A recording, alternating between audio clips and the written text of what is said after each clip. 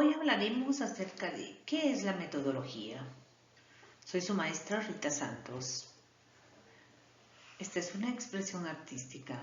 No olvidemos que la didáctica es un arte.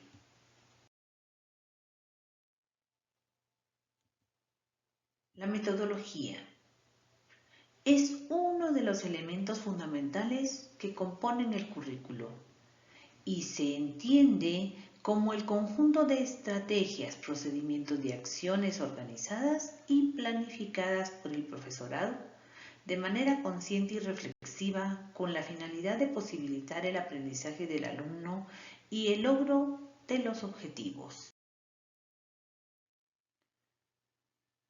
Hay varias metodologías utilizadas habitualmente, como lo son las clases magistrales, las clases prácticas, clases de laboratorio, tutorías, evaluación, planificación, trabajos individuales y en grupo.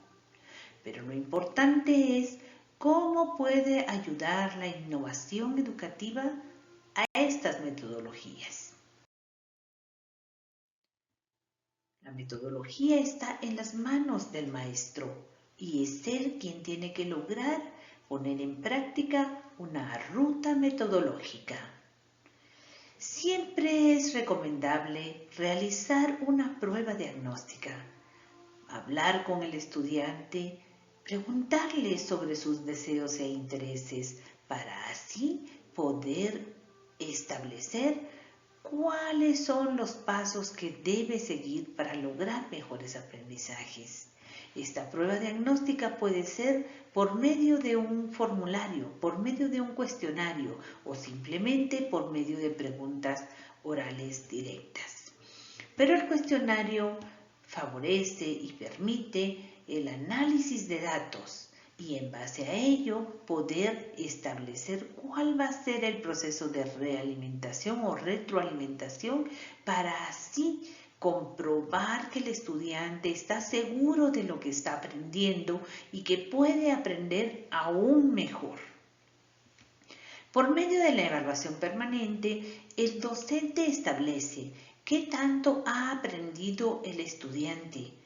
Puede establecer cómo mejorar el desarrollo del tema y enseñarles de una manera más efectiva, de una manera que él entienda, comprenda, se involucre y pueda hacer la transposición didáctica. O sea, cuando contextualizamos la lectura, él puede aprender perfectamente o bastante bien y realizar la metacognición.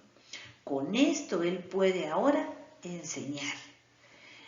La bitácora colectiva se realiza para que quede guardado el registro de todo lo que está realizándose en el aula y sirve para mejorar el proceso de aprendizaje en general.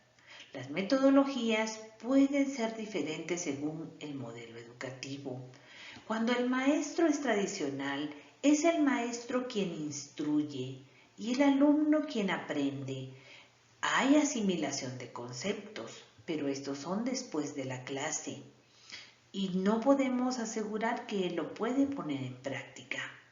Por ejemplo, en la metodología del aula invertida, el alumno investiga, adquiere conocimientos antes de la clase y luego durante la clase él comparte la información y el docente la consolida, o sea, le explica, le aclara si él tiene dudas, explica para aclarar ese contenido.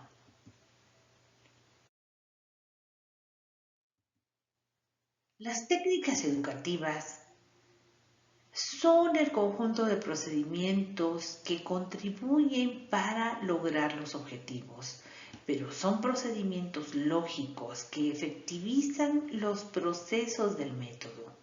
Un método puede hacer uso de una serie de técnicas.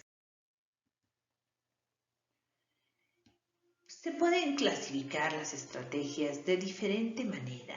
Según Pozo, el proceso es el aprendizaje memorístico, La estrategia es una estrategia de recirculación de la información.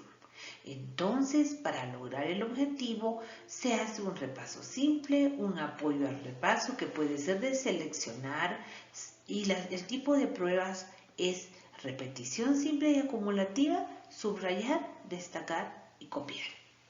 En el aprendizaje significativo, el alumno se dedica a elaborar y organizar por medio de un procesamiento simple. Luego pasa a un procesamiento completo. Las técnicas de elaboración lo llevan a comprender lo que son las palabras claves, realizar rimas, hacer imágenes mentales, poder parafrasear, o sea, elaborar un documento ya con sus propias palabras en cuanto a lo que él ha comprendido. En el proceso más complejo, él ya puede elaborar las inferencias, o sea, interpretar, comentar, resumir, elaborar analogías, elaborar conceptos sobre lo que él ha comprendido. También se refleja sobre todo en la práctica. Luego está la elaboración, después de la elaboración está la organización. Esto significa que el estudiante debe ser capaz de clasificar la información, de jerarquizar y organizar esa información. ¿Para qué? Para aplicar el uso de categorías, para poder armar redes semánticas, mapas conceptuales y uso de estructuras textuales. Acá, en esta parte, es donde el estudiante aprende a hacer, por ejemplo, ensayos.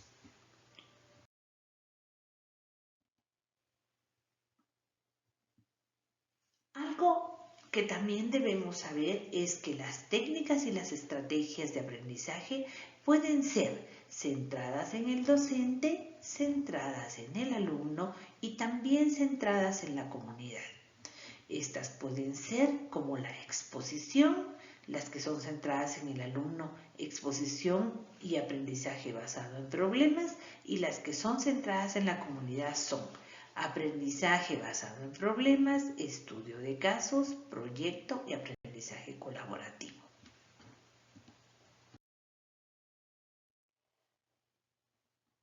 También están las estrategias de aprendizaje social. ¿Qué quiere decir esto?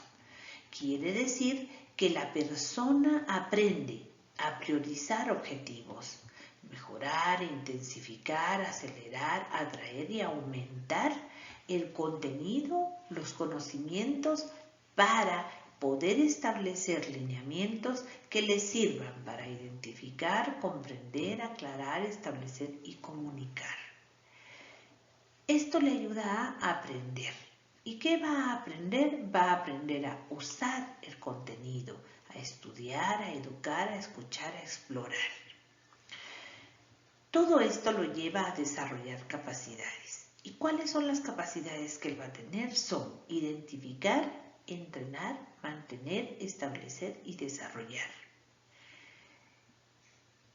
En el quinto nivel está medir y refinar, que significa establecer, monitorear, capturar, informar y refinar. Cada uno de estos niveles va subiendo de categoría y entonces en el nivel 6 él es capaz de convocar al diálogo.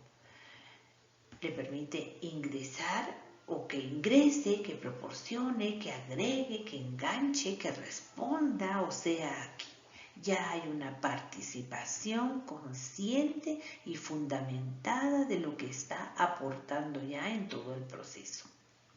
En el nivel 7, él es capaz de escuchar. Fíjense en qué nivel se pone el nivel 7. A veces relacionamos el escuchar con estar presente, con mirar, con no salir de la clase o con no salir de la computadora en este caso, ¿verdad? Pero escuchar significa ser capaz de identificar, aprender, descubrir, encontrar y redescubrir. Y el nivel 8 es ya definir actividades. ¿Qué y para qué sirve todo lo que usted ha hecho? Entonces dice que ya es capaz de definir, apuntar, identificar, establecer y vincular.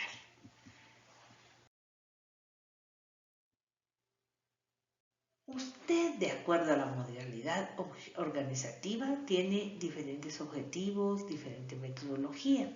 Y entonces dice aquí que en la modalidad presencial usted utiliza clase teórica, seminario, clases prácticas, prácticas externas y tutorías.